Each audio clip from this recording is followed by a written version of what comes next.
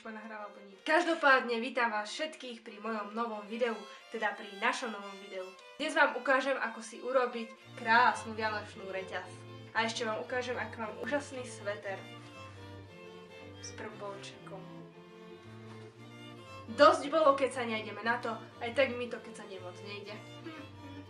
Na prípravu vianočnej reťaze budeme potrebovať červený farebný papier, biely kancelársky papier, nožnice, pravítko, lepidlo a ceruzu. Postup je úplne jednoduchý.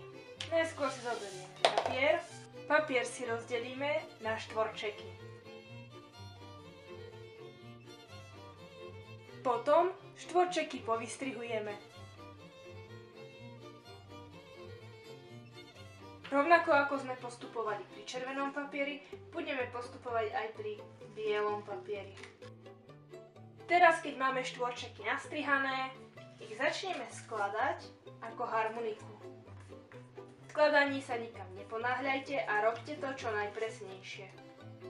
Skladáme takéto harmoniky. Keď máme harmoniky hotové, zoberieme ju, po dĺžke ju prehneme na polovicu.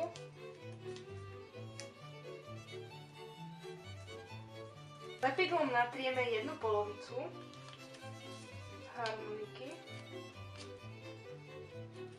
tú, ktorá sa bude spájať. No a vlastne potom harmoniku takto spojíme a vytvoríme vejárik.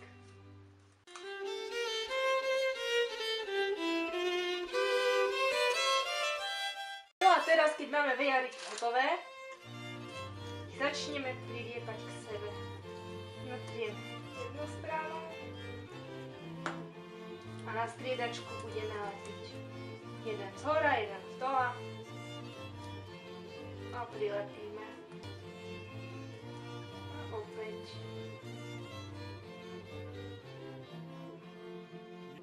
No a potom, keď to všetko zlepíme, tak opatrne poroztvárame. A máme hotovo.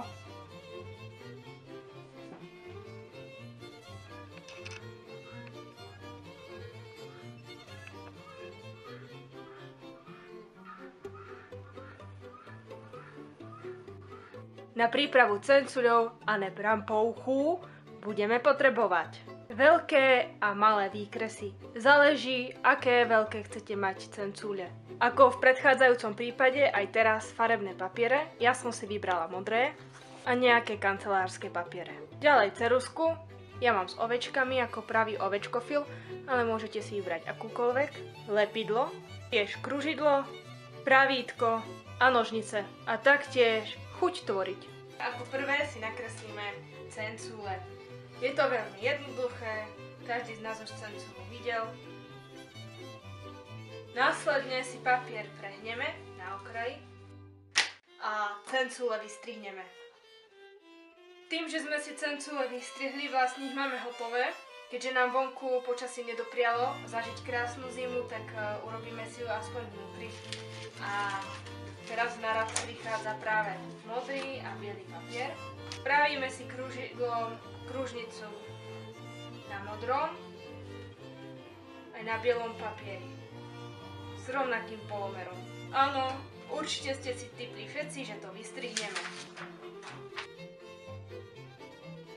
Z týchto dvoch vystrihnutých kruhov budeme robiť snehovú vločku a už je len na nás, či si vyberieme, aby sme mali vpredu modrú a vzadu ako pozadie bielu, alebo opačne. To prvú urobím tak, že budem mať pozadie modré. Vystrihnutý biely kruh zložím na polovicu a polovicu opäť na polovicu.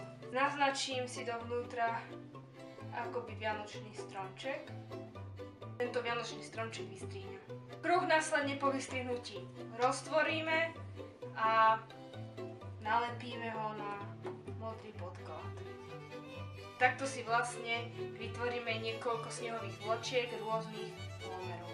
Keď máme snehové vločky hotové, zoberieme si vystrihnuté cencúle a podľa toho, ako sa nám to bude páčiť, môžeme rozmiestniť tie snehové vločky, ktoré sme si vyrobili No a týmto krokom sme si vlastne celé dokončili.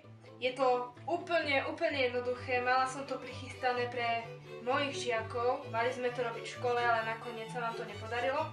Tak ak ma niekto sleduje z mojich žiakov a odfotí mi to, tak dostane špeciálnu odmenu. Nakoniec mi zamrzla celá izba.